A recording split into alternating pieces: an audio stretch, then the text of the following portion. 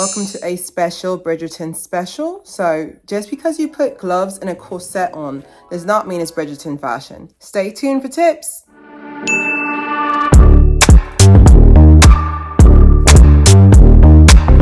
All right, welcome to another episode of Claire Haire. So we're going to be doing Regency fashion, Regency era education a little bit.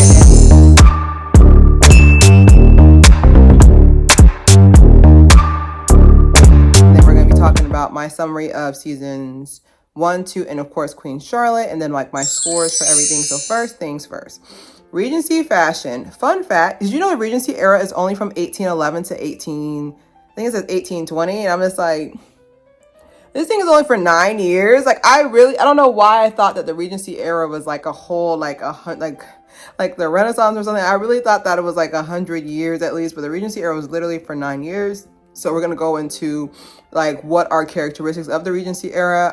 First things first, let's go into color. There's a lot of yellows, a lot of pinks,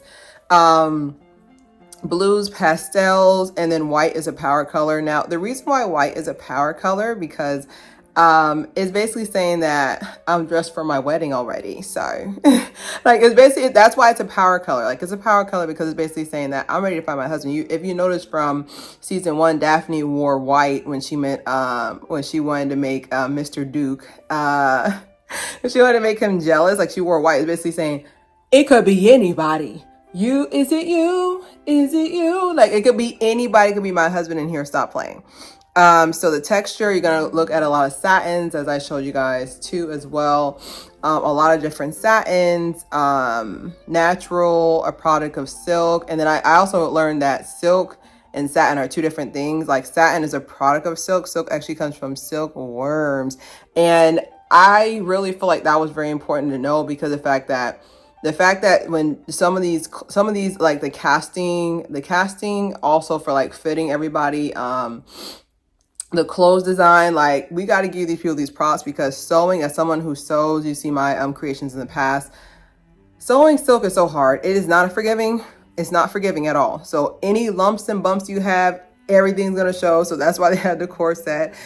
Dress is empire waist, you know, the one I hate the most. Empire waist sucks for me because I'm all leg. And I have a 36.5 inseam, so I'm all leg. So empire waist just makes my torso that I already don't have look worse. And then a bodice. So this would be considered a corset, you know, like a bodice like has more of a framework, like that difference. Like they're kind of similar in that same aspect, but I feel like a corset and a bodice are two different things when it comes to like the Regency era. Like I feel like you wore the corset under. That makes any sense. You wore the corset or the bodice under, and then you put the empire waist dress on.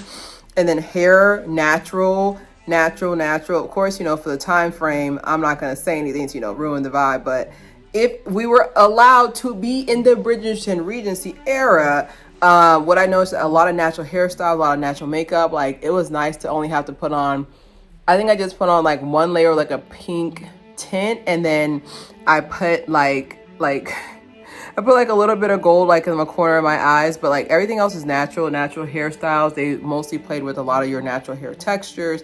And then of course feather accessories, and then gloves. I feel like long sleeve gloves, like this one's made out of organza, almost makes that sound. And then also satin gloves as well. And then like shorter gloves. I feel like shorter gloves are for like during the day, like the ones that come up to like your wrist are like during the day. But I feel like the longer gloves are like for like nighttime events. I feel like it's just like, you know, showing a little peek of skin, like, cause like I said, I was very conservative and very conservative. So like a lot of like me wearing this would already be pushing it, you know? So imagine if I had short gloves on. So I feel like that was a match. Of course, crown jewels as well. The ruby of the season for my July babies. That's our birth month. So a lot of crowns, like a little, like that's like the cutest part. Can you imagine? Hey girl, let's go to a ball tonight and you get to dress up as a princess every night. That's pretty fire. But yeah, a lot of crown. This is all from Amazon. I just kind of pieced together, like, I already had this corset, and then this dress I already had this dress from like Rainbow. Like it was just like a long maxi dress. You just put a corset over a maxi dress. Pretty easy. But that's pretty much the Regency fashion. So definitely a lot of pastels, corsets. So now we're gonna go into, I basically made a stats real quick.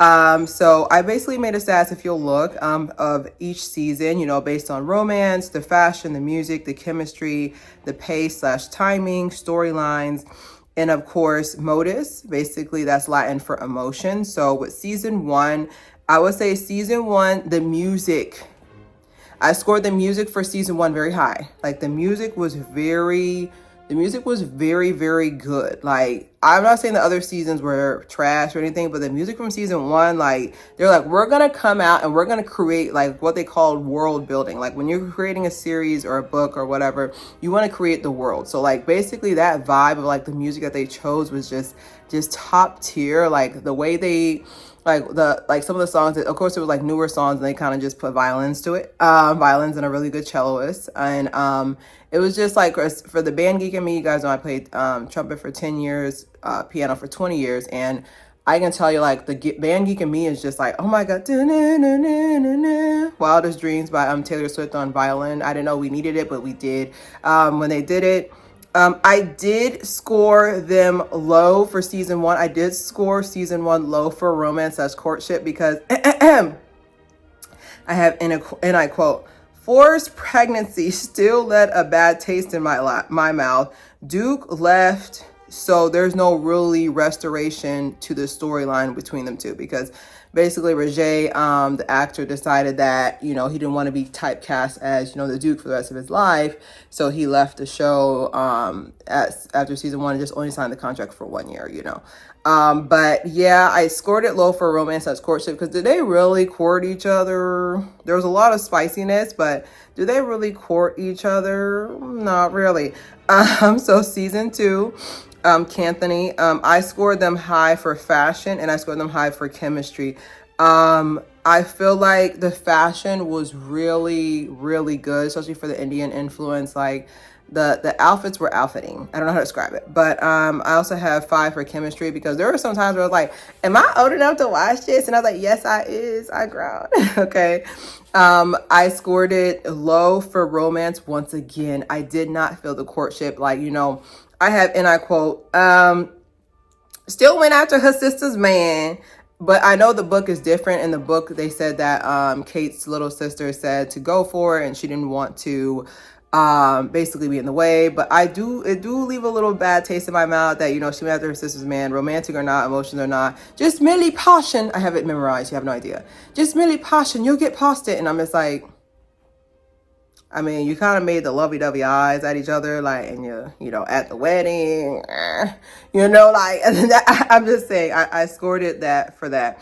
So Queen Charlotte, I scored it. This one, I didn't realize I had so many high scores for it, but I would say I scored it, pretty much gave it a 5 on storyline, pace, timing, the motives, basically the emotion, like finding out that he had a psychological disorder, schizophrenia. It was just heartbreaking because it's just like you really don't know where you're at, you know. And the thing about schizophrenia, let me put my psychology degree hat on. The thing about schizophrenia is that he really does not know where he's at. Like their account for their spatial reasoning of what time it is, like how long stuff has passed, like it really sucks because of the fact that these people are very highly intelligent, but like I said, they really don't know where they are. That's how much she says, I will tell you where you are. I will tell you, you know, like it really, like I got chills on I got goosebumps just now, you know. It was just really good. I did score it low. The only thing I scored it low was the music. I felt like there was a lot of yelling. I couldn't hear, you know. The music wasn't as fire season 1 and 2, but I really feel like the motives, like the emotion, like I still to this day, like I can play a story over and over again. I scored high for chemistry because there were some moments, especially the bath Jessica and I was like, oh my god. Oh, you know, like there was like some times where I'm like just watching it, I was just like, wow, there's like some times where I was like, damn, like this is really spicy. I think out of all the series, they had the best courtship, you know, like with him getting the deformed bunny and even though, like, you know, it wasn't like in real time, like he did try to court her. Like he was the first person I've seen out of all the series to actually really court. Like the other ones were just very, very, very just extra, but like they were the first two I can actually say like they actually court. We'll have to see for season 3, but I can definitely say for that they were the best courting. So season 3, let's talk about that real quick. Last 5 minutes. I kind of want her to break his heart. Stay with me now. Don't call me a savage. Don't sit here and call me a savage. But I want her to break his heart. Baby, you've seen me since season 1. And I liked you with your mutton chops. I liked you with your sideburns. And now you're trying to say, oh, what's up? Like, and then the way he went after, what's her name? I can't even think. I'll just post a picture. But the way he went after Miss, whatever her name is, the one who was pregnant, by her man, the way he went after her was just uncalled for. Like the thirst level, and then like Pen's just in the corner like, do he see me? Do he not see me? No, he don't. So that's why I said, I was like, I don't know. I still feel like to this day that it didn't make any sense for them to have this all of a sudden romantic trope, but that's how the book goes. But maybe because my pride, you know, my pride's very high. I just couldn't imagine after you've scaled the country. I don't care how fine you get.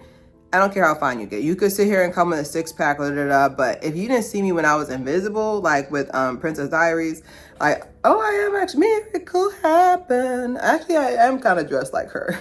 But literally, like, if you can't sit there and see me till then, like, I would not be interested in you. And knowing me, how petty I can be, I'd probably make you fall in love with me and then be like, just kidding. And then just leave you, because like the way Colin did Penelope is uncalled for. And then like watching the commercials and people are just like, oh, everybody's like team pollen, it's pollen season, don't sneeze. And I was like, I'm choking on it because I don't like that. Like I truly feel like when you're a woman, like it hit different. Call it SZA. It hit completely different when somebody chooses you the first time. You're the first choice. Like you're their first college pick. Like you're not the second choice, or third choice. Like you're the first choice. And people are just like, oh, you know, with men, men have a tendency to get it wrong the first time. I was just like, that's his loss. And in that time, and then on top of that, they don't have time. You know, like in the Regency era, they don't have time. So if you go in there and you're just like,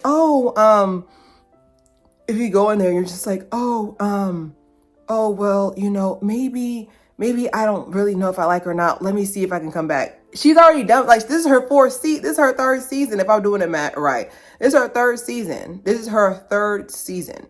You feel me? Like, this is her third season. Like, you've seen her walk back and forth, but you don't know if you want her as a friend or not. And it's not saying that there can't be platonic relationships during the Regency era, but stop playing with me. Like that, that's where I want. And that's why they said, oh, they like the trope of she loved him first, but then he fell harder. I was like, no, just let him fall. Let him break. I can't say that.